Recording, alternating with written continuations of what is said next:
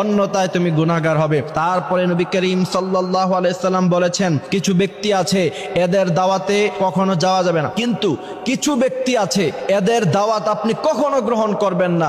মনে রাখবেন, কিছু কিছু সময় নিজের ব্যক্তিত্ব ধরে রাখা আপনার জন্য অত্যন্ত গুরুত্ব, এবং আপনি যদি মান সম্মান নিয়ে সমাজে বাঁচতে চান, যদি আপনি চান যে আপনার একটা সম্মান থাকুক সমাজের মধ্যে, তাহলে অনেক সময় নিজের ব্যক্তিত্ব ধরে রাখতে হয়। এই প্রথম নাম্বার হচ্ছে যারা খাবার খাওয়ার পরে খোঁটা দেয়। কিছু মানুষ আছে দেখবেন, দাওয়াত দেওয়ার সময় অনেক অনুনয় বিনয় করে আপনাকে দাওয়াত দিবে, তারপরে যখন আপনি তার ঘরে খাবার খাবেন অথবা তার দাওয়াতে অংশগ্রহণ করবেন, পরবর্তীতে আপনাকে খোঁটা দিবে। কিছু বন্ধু বান্ধব এমন আছে, খাবারের সময় খাওয়ায় কিন্তু পরবর্তীতে অনেক খোঁটা দেয়, যা আমি তো তোর আজীবন খাওয়াই আসছি। এই সমস্ত যারা খোঁটা দেয়, নবী করিম সাল্লাল্লাহু আলাইহি সাল্লাম সবচাইতে বেশি তাদেরকে অপছন্দ করেছেন। সুতরাং খাবার খাওয়ানোর পরে খোঁটা যারা দেয়, তাদের দাওয়াতে কখনো অংশগ্রহণ করবেন না। এরা